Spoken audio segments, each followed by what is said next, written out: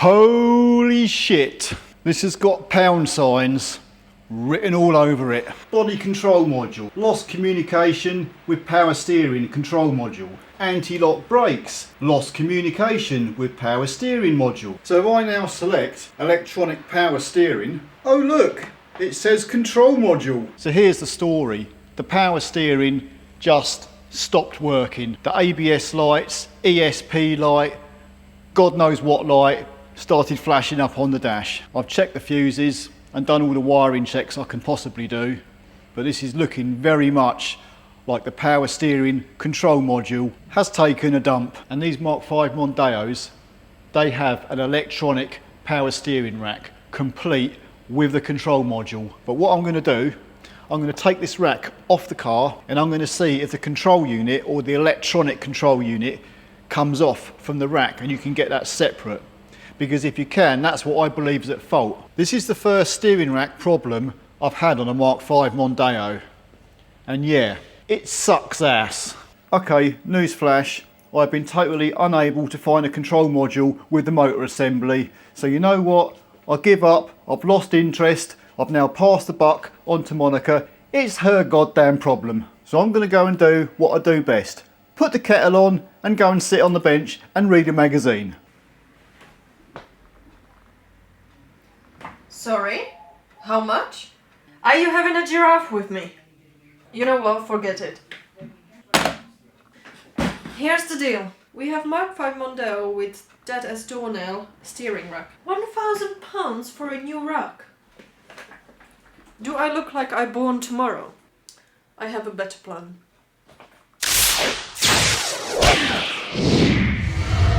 Alan!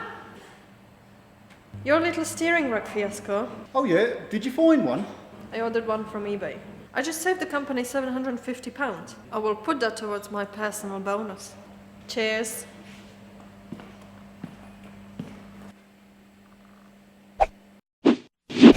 There is one 10mm bolt holding the steering column to the steering rack. You can access that 10mm bolt from underneath the dash, and once it's out, the steering column will literally slide straight off the steering rack. Once your column's disconnected, remove your ignition key. That way your steering will be locked, because if you were to turn it too far, you could break the clock spring behind your steering wheel. I'm going to need to drop the rear of the subframe down to get this steering rack out.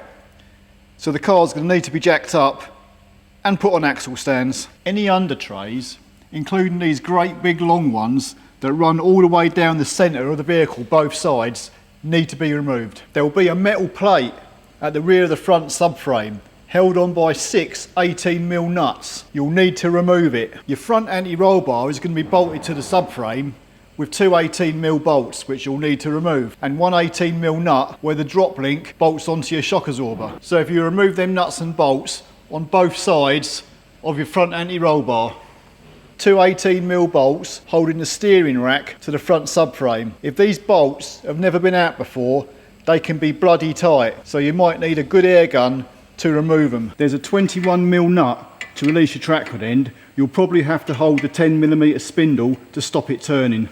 And there will be 2 10mm bolts holding your exhaust bracket to the subframe.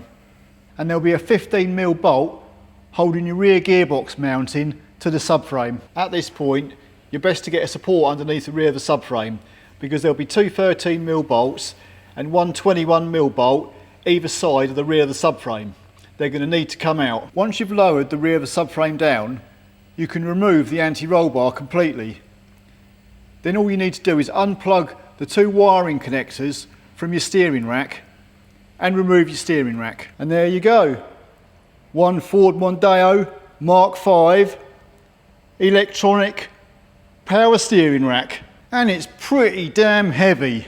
I must admit, it was pretty damn easy removing this steering rack from the vehicle. So the wiring on this ECU, you've got your main live and earth, which is your main power cables for your motor. You have another connector which goes around to the other side of your steering rack, which is, I guess, is your steering angle sensor. And this little 3-pin connector here, I take it communicates with the vehicle, which is your CAN bus wiring. And this ECU looks like it's part and parcel of the entire motor assembly. So it's about 2 weeks later now.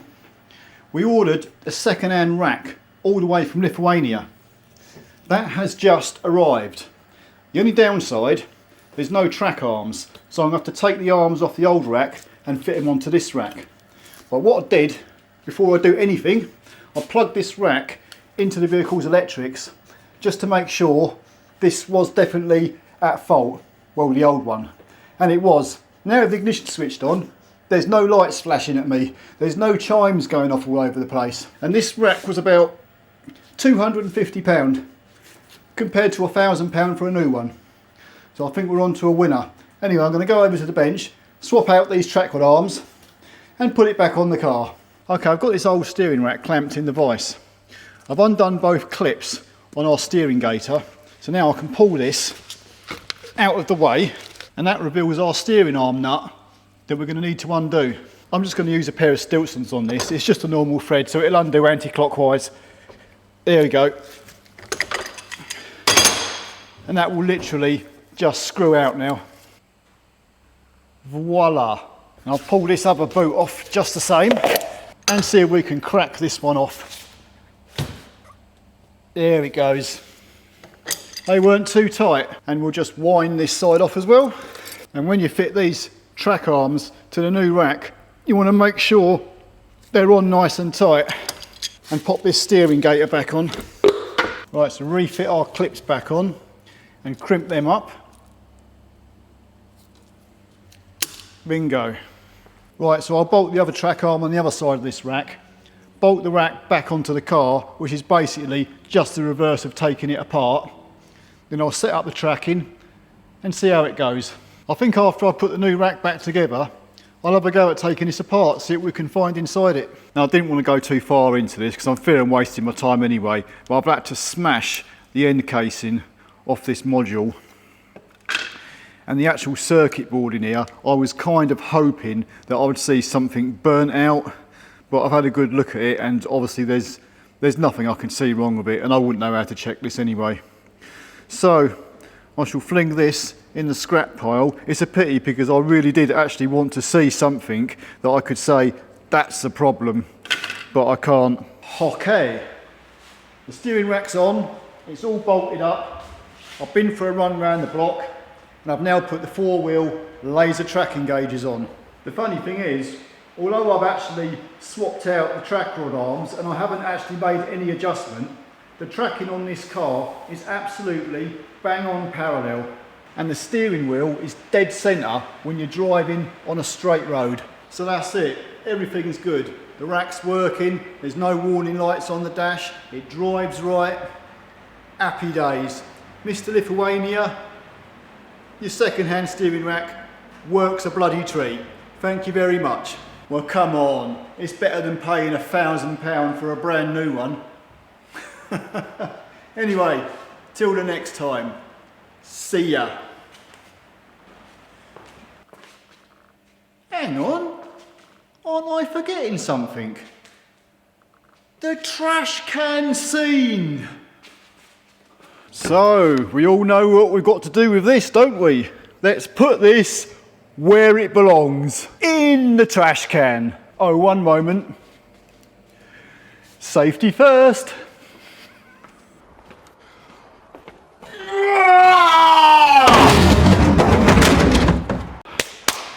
Yes!